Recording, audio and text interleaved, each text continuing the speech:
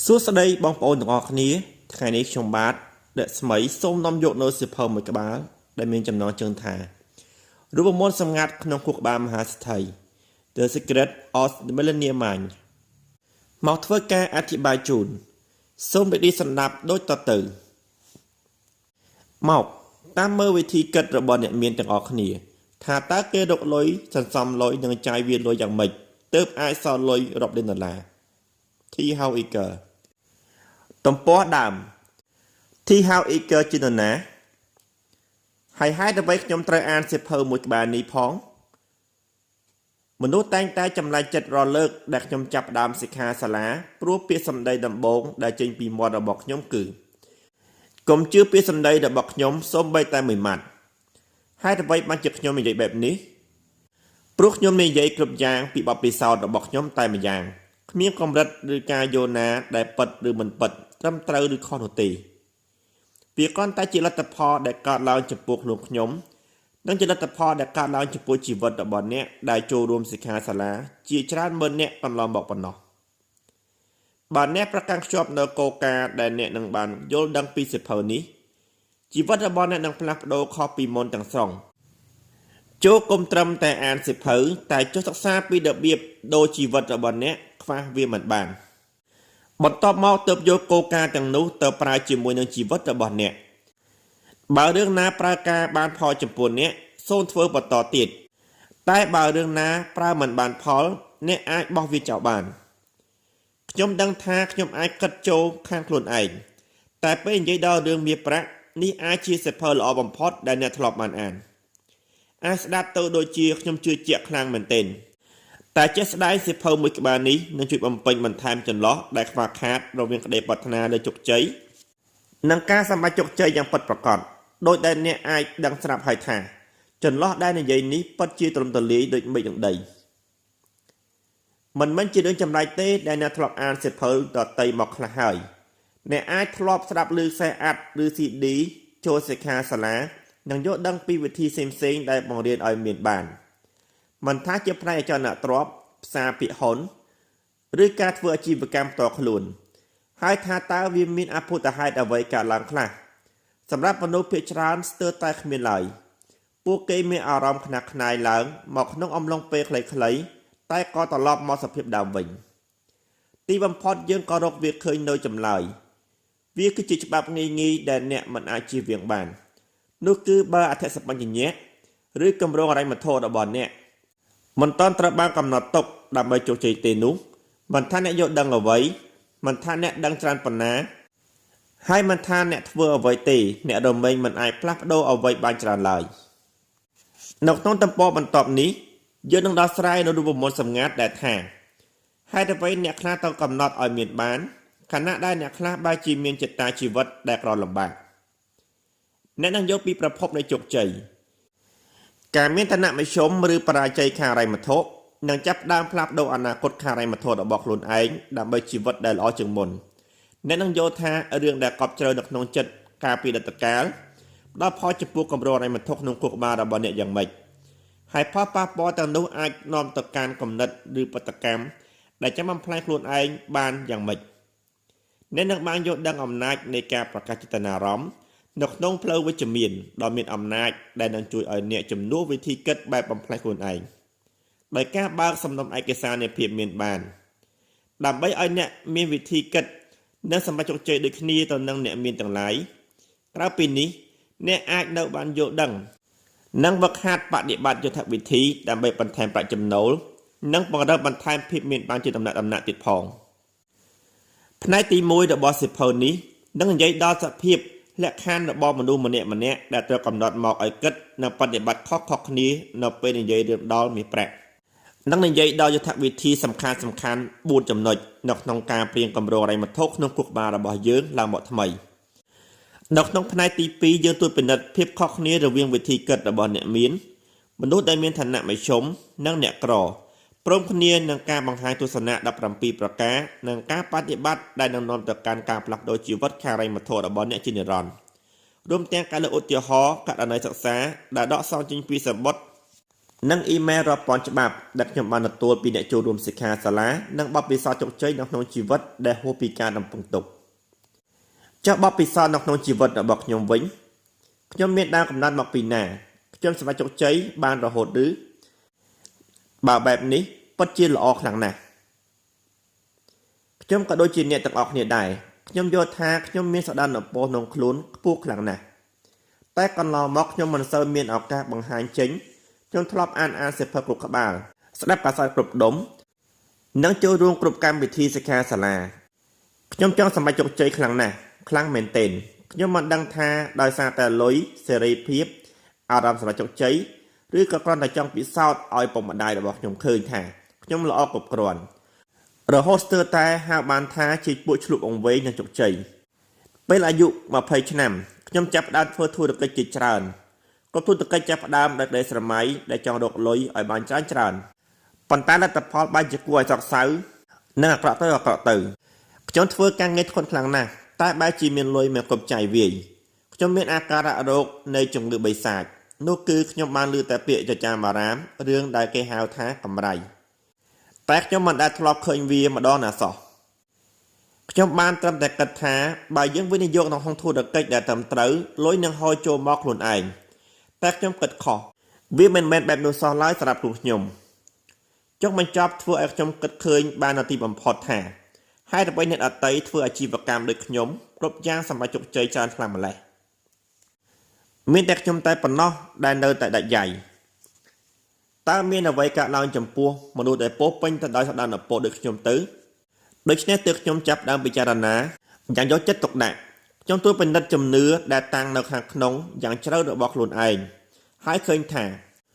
ទោះបីជាខ្ញុំប្រាប់ខ្លួនឯងថាចង់មានបានយ៉ាងខ្លាំងតែខ្ញុំក៏នៅតែព្រួយបារម្ភនៅក្នុងចិត្តបើនិយាយឲ្យមែនទែនទៅវាគួរតែហៅថាខ្លាចខាតបង់ច្រើនជាងគឺខ្ញុំខ្លាចថាខ្លួនឯងបរាជ័យអ្វីដែលអាក្រក់ជាងនោះគឺខ្ញុំខ្លាចថាខ្លាចសម្រេចជោគជ័យហើយនឹងបាត់បង់វាទៅវិញពេលនោះខ្ញុំពិតជាល្ងងរកលេខដាក់គ្មានទន្ទឹមនឹងនោះខ្ញុំនៅតែមានអំណួតថាខ្លួនឯងជាមនុស្សមានសក្តានុពលអស្ចារ្យទៀតផងប៉ុន្តែទីបំផុតជោគវាសនាក៏ចូលមកខាងខ្ញុំបានទទួលពាក្យណែនាំអំពីមិត្តភ័ក្តិរបស់ឪពុកខ្ញុំដែលគាត់ជាអ្នកមានខ្លាំងណាស់គាត់មកសួរសុខទុក្ខឪពុករបស់ខ្ញុំនៅឯផ្ទះហើយឃើញខ្ញុំដល់ចៃដន្យពេលនោះខ្ញុំរើត្រឡប់មករស់នៅជាមួយឪពុកម្ដាយខ្ញុំវិញជាលើកទី3ហើយខ្ញុំក៏សម្រាកនៅក្នុងបន្ទប់ជាន់ក្រោមឬហៅតាមភាសាធម្មតាហៅថាជាន់ក្រោមដីនោះឯងខ្ញុំទីថាឪពុករបស់ខ្ញុំប្រហែលជានិយាយពីជីវិតហេងសួយរបស់ខ្ញុំឲ្យគាត់ស្ដាប់ហើយព្រោះពេលគាត់ជួបខ្ញុំគាត់មើលខ្ញុំក្នុងខ្សែភ្នែកពោពេញទៅដោយការយល់ចិត្តយល់ថ្លើមដោយដែលខ្ញុំបានឃើញជាទូទៅនៅក្នុងពិធីបុណ្យសពគាត់និយាយថាហេវខ្ញុំក៏ធ្លាប់បរាជ័យដូចឯងដែរអស្ចារ្យណាស់ខ្ញុំគិតនៅក្នុងចិត្តវាបានធ្វើឲ្យខ្ញុំមានអារម្មណ៍ល្អឡើងគាត់និយាយបន្តទៀតថាទីបំផុតខ្ញុំក៏បានទទួលពាក្យណែនាំដែលផ្លាស់ប្ដូរជីវិតរបស់ខ្ញុំហើយខ្ញុំក៏ចង់ផ្ទេរបន្តទៅខ្លួនឯងឲ្យស្លាប់ទៅចោះមិនយកទេការទេសនាបែបឪពុកម្រៀងកូននោះហើយគាត់មិនមែនជាឪពុករបស់ខ្ញុំឯណានៅទីបំផុតគាត់ក៏និយាយប្រយោគនេះចេញមកហេវបើឯងធ្វើមិនទាន់បានល្អដោយដែលឯងនឹងពឹងទុកនោះមានន័យថានៅមានរឿងខ្លះដែលឯងនៅមិនទាន់ដឹងដោយសារតែភាពជាយុវវ័យឈាមរាវខណៈនោះខ្ញុំគិតថាខ្ញុំដឹងគ្រប់រឿងតែអានេចាតួលេខក្នុងបញ្ជីធនាគាររបស់ខ្ញុំបែរជាប្រាប់ម្យ៉ាងទៀតដូច្នេះទើបខ្ញុំចាប់ផ្ដើមស្ដាប់គាត់និយាយបន្តថាដឹងទេថាអ្នកមានភាគច្រើនមានវិធីគិតដែលស្រដៀងគ្នាខ្លាំងណាស់ខ្ញុំឆ្លើយថាអត់ទេខ្ញុំមិនធ្លាប់គិតបែបនោះឡើយហើយគាត់ប្រាប់ថាបើថាជាគោលការណ៍ខាងវិទ្យាសាស្ត្រក៏មិនចំតែភាគច្រើនអ្នកដែលតែងតែគិតម្យ៉ាងហើយអ្នកក្រនឹងគិតនៅក្នុងលក្ខណៈផ្ទុយគ្នាស្រឡះវិធីគិតទាំងនេះហើយដែលមានផលចំពោះបដកម្មនិងកំណត់ចេតនាជីវិតរបស់ពួកគេ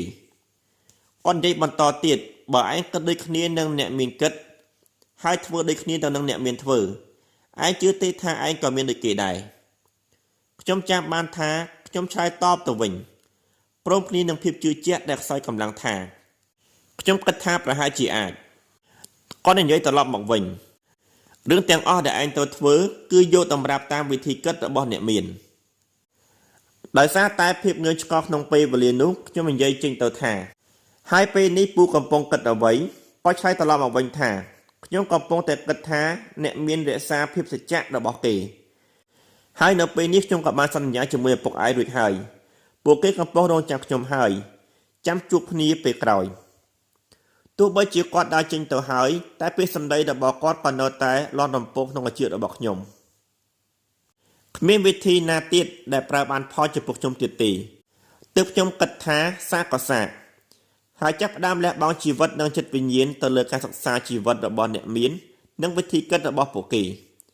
trong khơi thá con này dễ trời cứ nẹt miến với thi cất copy nẹt cỏ rứa xâm bay tại buôn nẹt miến thành nẹt mấy chồng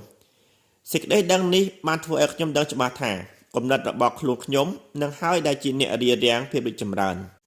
chỉ bước nhiên lúc trong ban vô đang tịch nịch nâng dốt với thi đòi miền sập tập hiệp chỉ trán đang bẹp đạp đồ cầm đặt chịch mày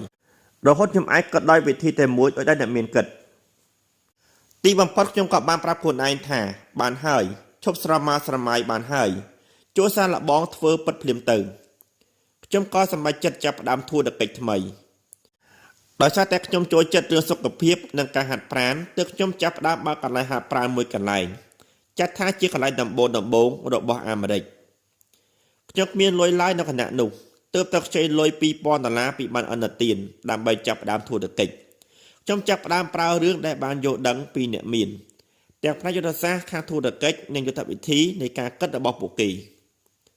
rương đàm bông đại trong tập vỡ cử tao tay bưng mắtเลยchụp chảy nên dỗ chinhการประกวดประเจงไงbàn trongสปอตจิมวินในคนไอ้ท้านังตั้งจัดให้มันกัดดอกทอยปีทัวดักดีตีโดยฮอดพาชีสไทยหรือเมียนบ้านจังนี้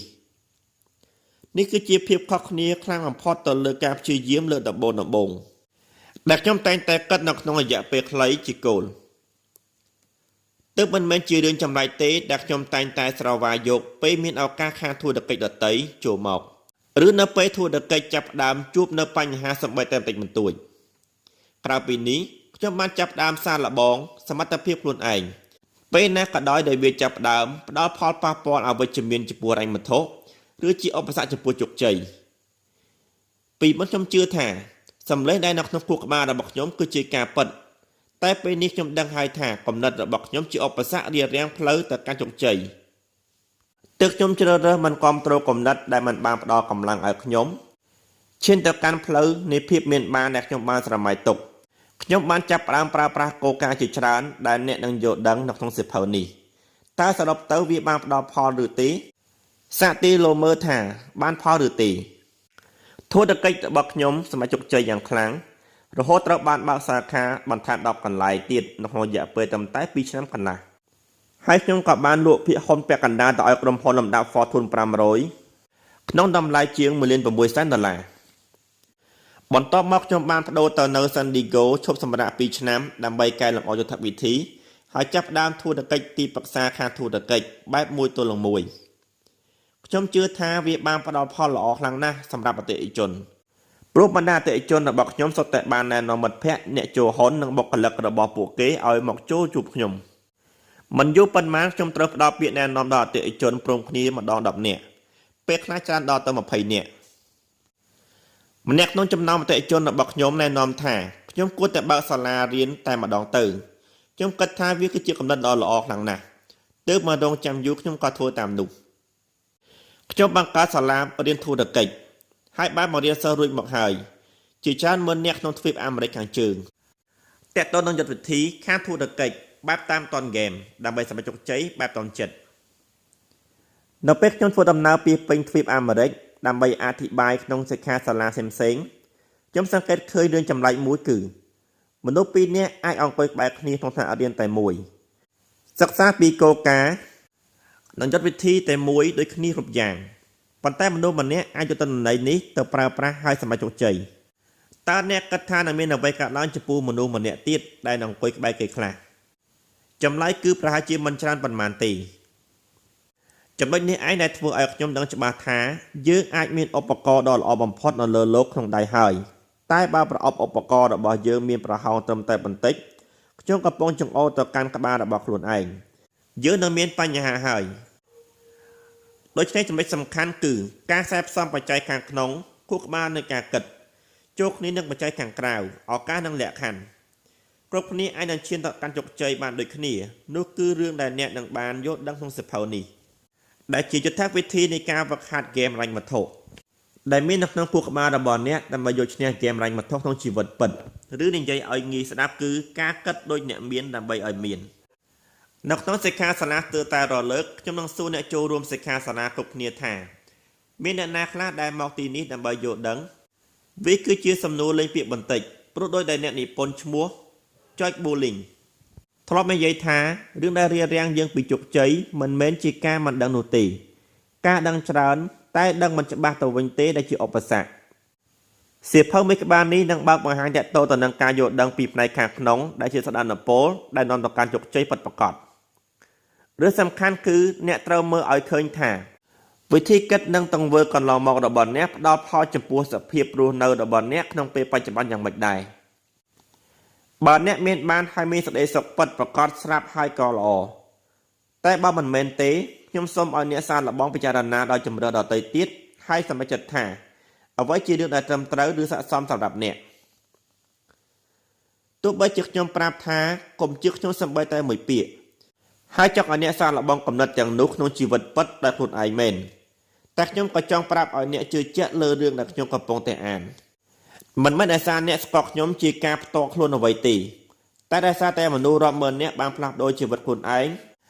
បានសម្រេចដោយគោលការណ៍នៅក្នុងសៀវភៅមួយក្បាលនេះរួចមកហើយខណៈពេលនេះអត្ថបទភាគទី1ត្រូវបានឈានមកដល់ទីបញ្ចប់និងសូមបន្តតាមដានស្ដាប់នៅភាគបន្តសូមអរគុណ